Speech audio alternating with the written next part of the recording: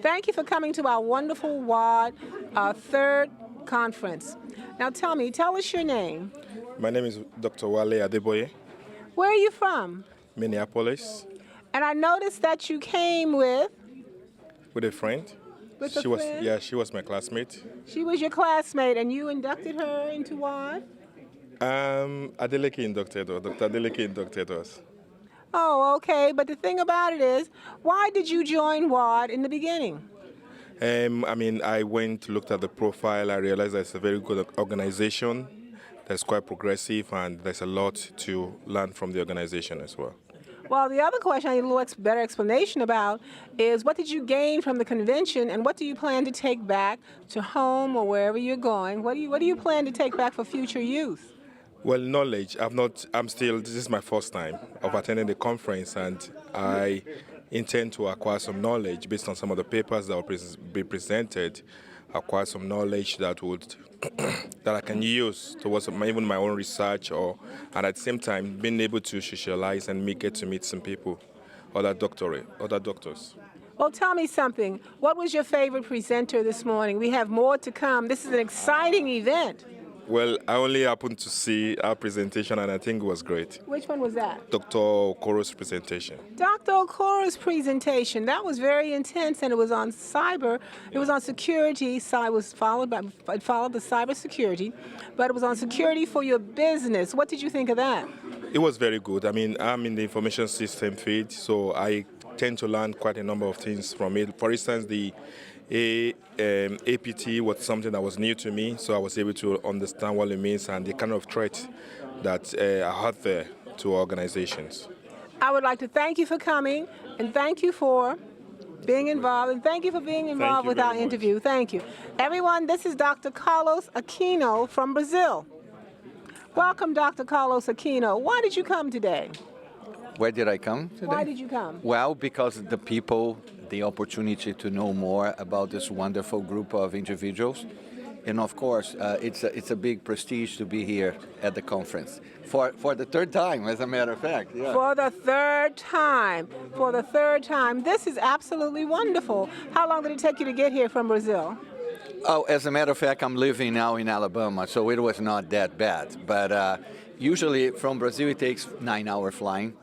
And also, tell me about your interest. Do you have any special interest of what you're working on now? Tell us about your project. Well, we have been working for years, and I have a group of individuals that have helped me a lot in that, in diversity and inclusion, but also in non-traditional education, which, more and more we have groups of non-traditional students coming to our schools, and the approach has to be different in order to make a very good learning experience for them.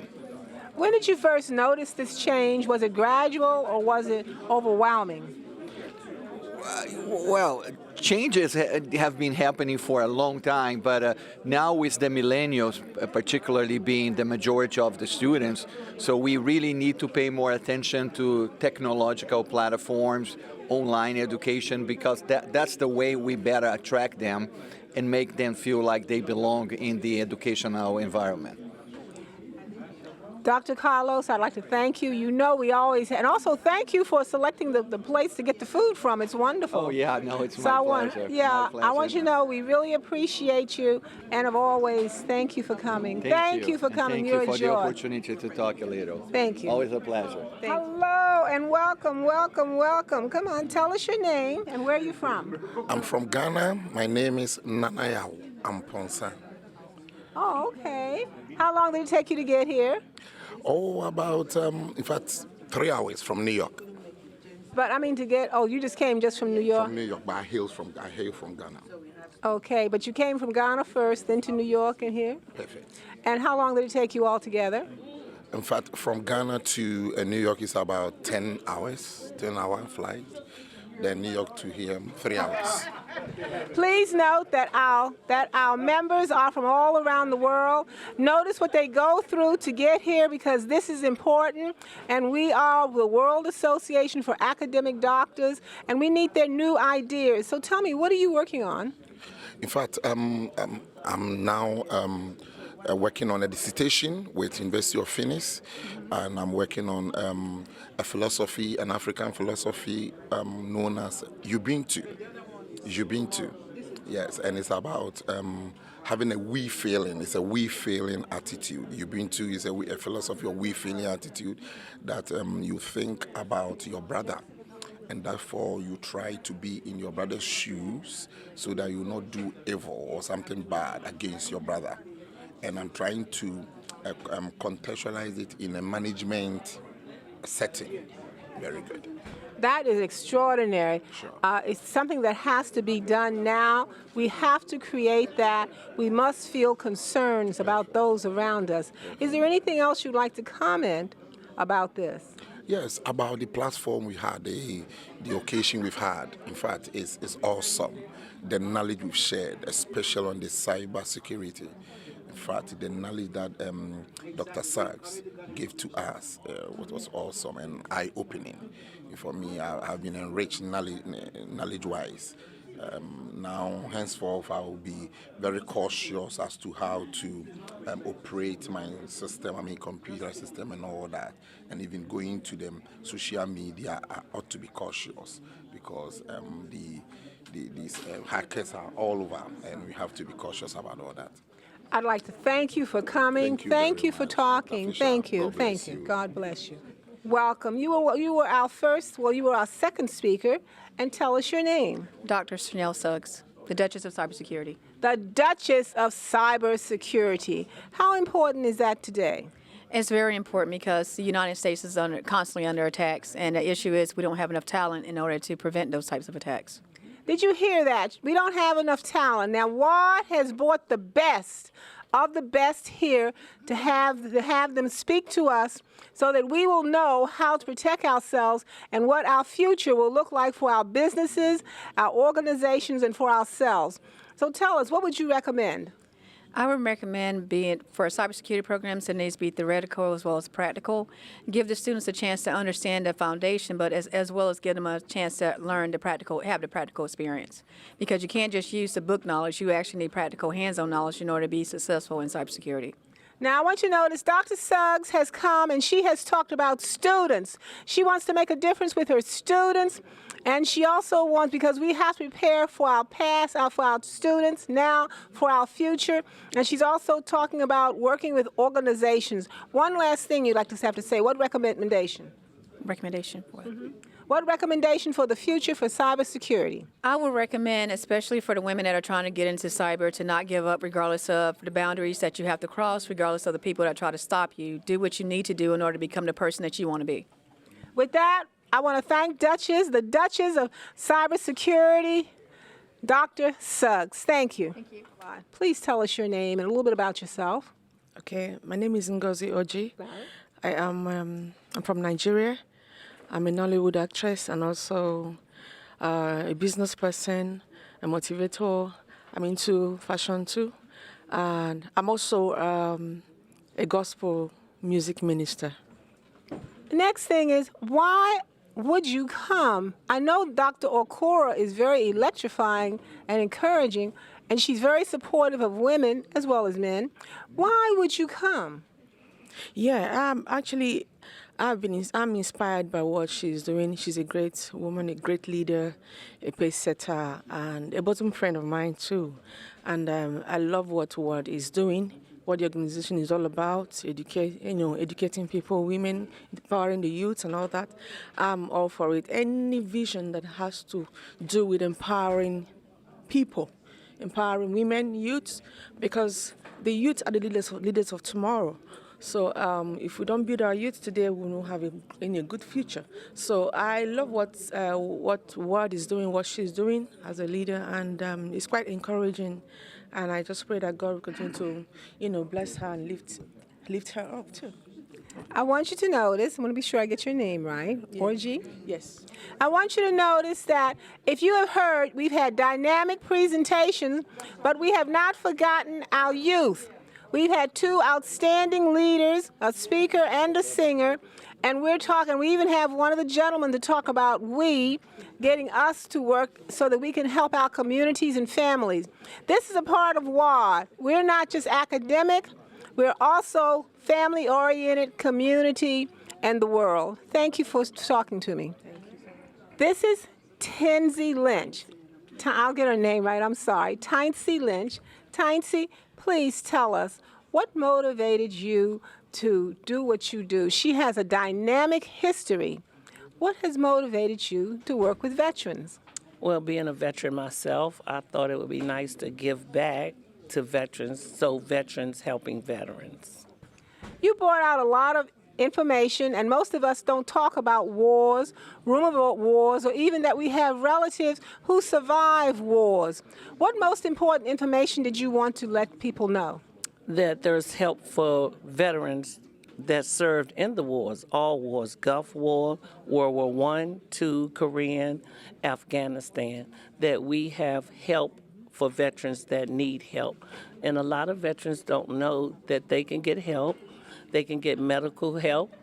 Actually, they can get benefits help with a monetary value, and they also can get help with burial. A lot of veterans don't know that they can be buried in a cemetery, a veteran cemetery, a federal cemetery, without cost, that everything inside of the cemetery is paid for, and sometimes veterans don't know that. I want you to know that Cy Okora, Dr. Okora's husband, is a veteran, and he served. This was important to me because I'm also a veteran, and Dr. Okora has attended many of the veteran events, and she has talked about education. So with that, Ngozi, do you have anything you'd like to say as we close? Yes, I would like to say I am honored and so happy to be here, and I thank Dr. Okora and you for allowing me the opportunity to be a member now. So I'm excited about that. And thank you, everybody. Dr. Okora, can I do two or this last? Thank you for coming. What is your name? My name is Dr. Ghazi Luna. Dr. Ghazi Luna. Where are you from? I'm from Nigeria originally, but I live in California, Los Angeles, California. She's from Nigeria originally, but she lives in California. Why did you join WAAD? I figured it's a better stage to showcase what all of us have achieved so far. When I read about, one of my friends introduced me to WAAD, and it was somebody I went to school with. And I looked at the platform, and I saw it as a platform for me to fly as far as I can fly. She wants to go as high as she can go. Everyone, look at this. By joining WAAD, the World Association for Academic Doctors with More Opportunities. Yes. Now, the next thing is, what are you working on now? Right now, I work both as a women's and family practice provider in a clinic in Los Angeles. FQAC is a federally qualified healthcare center. I'm in the process of getting my doctorate degree in psychiatry. I'm starting that this September. I already have my women's health, family practice, and then psychiatry on board. Now, I want you to notice now she's talking about women. We've talked about a different topic of veterans. And I found Nigerian veterans have been homeless, but they served in the during the American War, and they have been taken care of because we have benefits. And now she's talking about women. She can use that information here, and where else can you use the information? I can use, actually, I must say that I'm partial towards women and children issues. I'm a big advocate of women empowerment, women's health, women's opportunity equality across the board, and I feel that the career, how much I've done in my career so far would enable me get the message out there for more women to get involved, activism in politics, in all walks of life. That's the only way we can be heard. And also, you got to remember, to save a nation, we have to make sure we take care of our women, and we have to protect our children. We have to take time with education to care. I'd like to thank you. Thank you so much. Thank you for coming. Thank you so much. And now here comes Dr. Ishmael. Every time Dr. Ishmael comes in, he thinks of a new topic, so he has a dynamic topic. So come on up, Dr. Ishmael. I didn't volunteer. Dr. Ishmael, tell me a little bit. Well, first tell everybody your name and where you're from. I'm Dr. Ashraf Ishmael, and I am from New Orleans, Louisiana. Wait a minute, but I thought you were from Israel. I'm Palestinian by origin. My parents are from Palestine, but I was born and raised in the U.S. Oh, we have a lot of people here that we don't realize. And now tell me, being raised in the United States, have you found a difference in you and the culture and what you experience? Well, since I'm first generation, I grew up speaking Arabic as my first language, and English is my second language.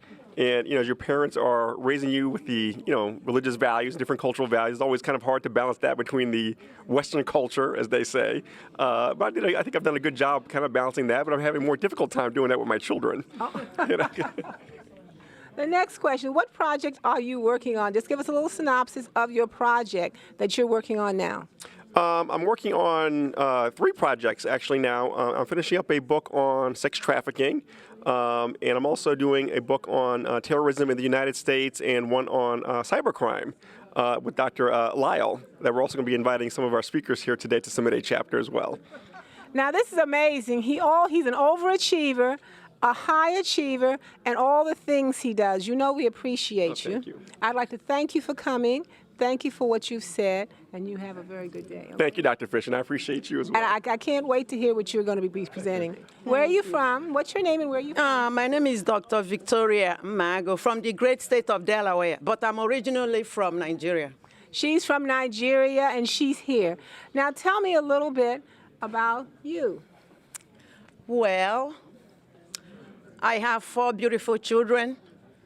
2 of them are medical doctors, and one is a doctor in pharmacy. Stop. Can you a pharmacy and a medical doctors and what? And then what else? She does it. And what else? And then one is a lawyer, barrister. No, a barrister in Nigeria. Should I continue interviewing her? What was the formula to motivating your children? Well, like I said, I'm a teacher. I've taught for 25 years, both in Nigeria and in America combined. So I told my kids, if I can do this, they can do it as well. What project are you working on now? No, I'm really not doing anything because my husband is not feeling well, so I'm trying to take care of him before I go back to my teaching, but that's what I'm doing, teaching. And one last thing, what motivated you to join WAAD? Well, my friend down there is the one that told me about it, and then I saw Dr. Okoye. I said, you know what, if she's here, I'm going to be here. I'd like to thank you for speaking, and thank you. Thank you so much. I love being a part of WAAD. When I became a part of WAAD, I wanted to run away because I didn't think I belonged. And Dr. Okoye would always come and get me and say, please stay. And I have never regretted staying. Dr. Okoye, please tell us about yourself. I'm Dr. Okoye, a commissioner in the state of Maryland under Governor Larry Hogan, and a professor at University of the Cumberlands and Colorado Technical University and University of Maryland University College, UMUC, teaching computer science and management and leadership courses. Dynamic. Let's give her a hand for that. What motivated you to start WAAD? Because I want to change lives. I want to give people the passion that they are dreaming of. Some people went through education, they could not be able to move to the next level or meet their dreams. So joining WAAD and forming WAAD is an opportunity for them to network and meet others globally, have a strong mind to do big things, publish, remain focused in academics as well as in the professional environment, as well as helping the community to move to the next level, and also for global peace as well, because we're advocating for peace. Everyone, as you look at yourselves, how has WAAD helped you? I want you to think about it. Think about WAAD when we come online and we talk and we do things. We are motivated to make a difference and a change. Dr. Okoye, do you have any recommendations you have for everyone here? I'm already doing that individually. I know each one of them, every WAAD member, I have impacted on them. And I always work with them as a mentor and make sure that they attain any level they want. And that's the awareness and giving them the strength and the motivation to continue to aspire and move to the next level. So my advice is to believe in you, because I believed in myself. That's why I am where I am today. I have 4 children, working full-time, teaching in universities, and still managing WAAD. So if I can do it, anybody can do anything. Nothing is impossible, provided you have the opportunity to drive on. So just believe in yourself, and every other thing is history. In life, we face challenges. So there might be one challenge or the other, but that's to test your spirit. Exactly. That's to test how you can handle things. If you cannot have a challenge, then you are not moving up. But whenever you are moving, that's when challenges come. And if you can overcome that, then sky is your limit. So my advice today is to believe in yourself, and we're going to make this world a better place. Thank you, Dr. Okoye.